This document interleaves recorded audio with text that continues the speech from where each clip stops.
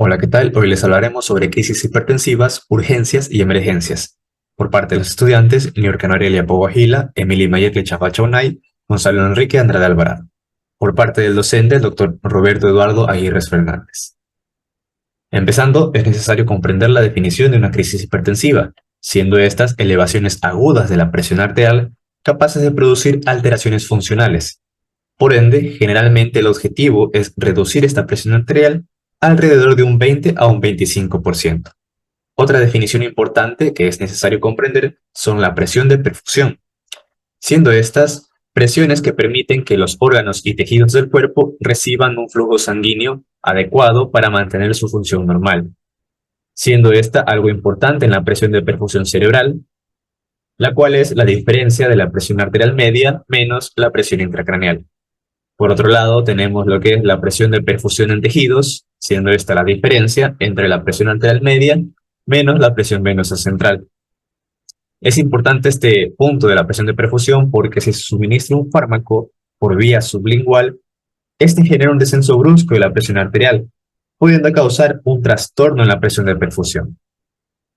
Para continuar con la clasificación, podemos encontrar una urgencia hipertensiva, una emergencia hipertensiva y una pseudocrisis hipertensiva, siendo esta la adecuada clasificación.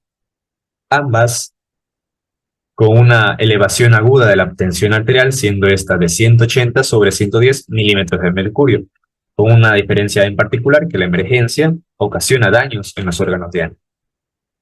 Por otro lado, en una urgencia hipertensiva, está haciendo elevaciones de la presión arterial de 180 sobre 110 milímetros de mercurio, con el objetivo de reducir entre un 160 a 100 milímetros de mercurio.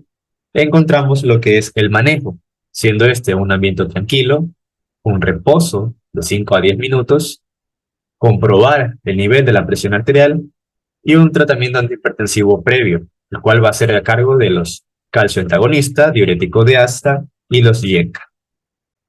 Muy bien, con lo que es el apartado de urgencias hipertensivas encontramos lo que es la clasificación del que no se sabe si es hipertenso, en donde generalmente se utiliza un calcio antagonista y el fármaco elección es el nifedipino.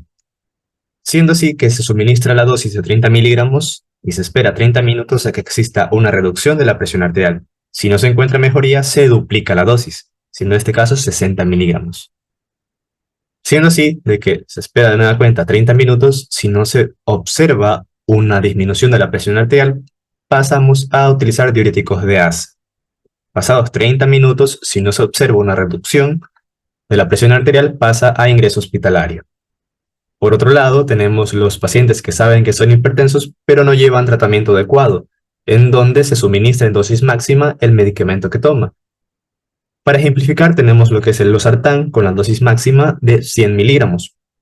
Se espera 30 minutos, si no se observa una reducción de la presión arterial, pasamos a calcio antagonistas. De nueva cuenta, pasan 30 minutos y si no se observa una reducción de la presión arterial, pasamos a diuréticos de asa. Pero un punto importante es de que en el apartado de los diuréticos de asa hay que esperar alrededor de 4 horas. Y si no se observa una mejoría, pasa a ingreso hospitalario. Por otro lado, tenemos el que se sabe que es hipertenso y lleva un tratamiento adecuado, en donde iniciamos con calcio antagonista, esperamos 30 minutos, pasamos a diuréticos de asa y esperamos 30 minutos, siempre y cuando no observemos una reducción de la presión arterial de alrededor de un 20 a un 25%. Y en dado caso de que no se observe tal descenso de la presión arterial, pasa a ingreso hospitalario. Un punto importante es de que en todo momento hay que aislar al paciente. Hablando del manejo no farmacológico, encontramos a la psicoterapia. Esta es una forma de tratamiento para abordar problemas tanto emocionales, mentales y conductuales de las personas que han padecido o han sufrido una urgencia hipertensiva. Y esto se lo lleva a cabo por medio de 3 terapias: la terapia psicodinámica, la terapia humanista y la terapia de apoyo. Una vez ha sido establecido el paciente, puede considerarse la inclusión de intervenciones psicológicas como parte del tratamiento global de la psicoterapia, por medio del apoyo emocional, identificando los factores estresantes y la promoción de adherencia al tratamiento. Continuando, vamos a hablar sobre el tratamiento farmacológico en las urgencias hipertensivas, por lo cual se mencionará 3 fármacos, comenzando con el nifedipino, perteneciente a la clase de calcio antagonistas. Este se caracteriza porque tiene menos contraindicaciones que el captopril, además que se los puede utilizar en las mujeres embarazadas. Su administración va a ser por vía oral, presentación de tabletas y dosis de 30 a 60 miligramos cada 24 horas y dosis máxima 120 miligramos al día. Otro fármaco a mencionar es furosemida, perteneciente a la clase de diuréticos de asa. Este se caracteriza porque actúa en la rama ascendente de la asa de Henle, inhibiendo el potasio, el cloro y el sodio. Su administración es por vía oral, presentaciones de tableta y dosis de 20 a 80 miligramos cada 12 horas. Continuando, vamos a hablar sobre el captopril, perteneciente a la clase de fármacos inhibidores de la enzima convertidora de angiotensina. Este fármaco se caracteriza porque no se los puede utilizar en mujeres embarazadas. Por ello, al utilizar este fármaco se debe realizar un test de embarazo para evitar así una afección o una lesión en el feto. Además que se la administra por vía oral, vienen presentaciones de tableta y dosis de 25 miligramos y se lo usa de 2 a 3 veces al día. Hablando de las emergencias hipertensivas, esta se define cuando la presión arterial está mayor a 180/110 milímetros de mercurio con daño a órganos blancos como es el corazón, el cerebro, el riñón, los vasos sanguíneos y la retina. El objetivo en sí es reducir inmediatamente la presión arterial diastólica de un 10 a un 15% o reducir la presión arterial media a un 20%. Los requisitos de los fármacos que se utilizan en estos casos deben de ser por vía endovenosa, de comienzo de acción rápida, semivida corta y fácil dosificación. Los pacientes que presentan este tipo de emergencias hipertensivas deben estar en las unidades de cuidados intensivos, por la cual se debe monitorizar intensivamente la presión arterial y de igual manera el órgano diana que se encuentra afectado. Hablando de la clasificación por órganos afectados con tratamiento farmacológico, tenemos en estos casos los tipos de emergencias hipertensivas cerebrales. En este caso, la encefalopatía hipertensiva, la cual busca como objetivo reducir la presión arterial media a un 25%. En el caso de los accidentes cerebrovasculares isquémicos agudos, se debe aplicar fármacos antihipertensivos siempre y cuando la presión arterial esté mayor a 220 milímetros de mercurio sobre 120 milímetros de mercurio. En el caso de las hemorragias intracerebrales agudas, se debe mantener la presión arterial media por debajo de 130 milímetros de mercurio. En el caso de las hemorragias subarachnoides, se debe mantener la presión arterial sistólica por debajo de 160 milímetros de mercurio. Hablando de los fármacos de preferencia dentro de los tipos de emergencias cerebrales, tenemos a la betalol, nicardipina y esmolol, excepto en el caso del accidente cerebrovascular isquémico agudo que no se utiliza esmolol. Una característica de estos fármacos es que en el abetalol es un fármaco beta bloqueante y alfa bloqueante, es decir, un fármaco mixto, a diferencia del esmolol que solo pertenece a la clase de fármacos beta bloqueante cardioselectivo. De igual manera, los fármacos a evitar en el tipo de emergencias cerebrales son nitroprusiato hidralazina, excepto en los accidentes cerebrovasculares isquémicos que no se utiliza esmolol. En cuanto a emergencias hipertensivas de tipo cardiovascular, destacan patologías como la disección aórtica, el síndrome coronario agudo y la insuficiencia cardíaca. El objetivo del tratamiento difiere en cada una de ellas. En la disección aórtica es mantener la presión arterial sistólica por debajo de 110 milímetros de mercurio. En el síndrome coronario agudo, en cambio, se busca reducir la presión arterial entre un 20 a 30%. Y en la insuficiencia cardíaca, la presión arterial óptima debe ser inferior a 130/80 milímetros de mercurio. Entre otras emergencias hipertensivas tenemos a la toxicidad por cocaína o feocromocitoma y a la preeclampsia o eclampsia. Estas dos patologías presentan un objetivo similar, el cual es disminuir la presión arterial sistólica por debajo de 140 milímetros de mercurio durante la primera hora. Por otra parte, también tenemos a los fármacos de preferencia en estas emergencias hipertensivas. En la disección aórtica son el abetalol, la nicardipina, el nitroprusiato, el esmolol y el sulfato de morfina. teniendo en cuenta que el nitroprusiato genera toxicidad por tiocianato y cianuro.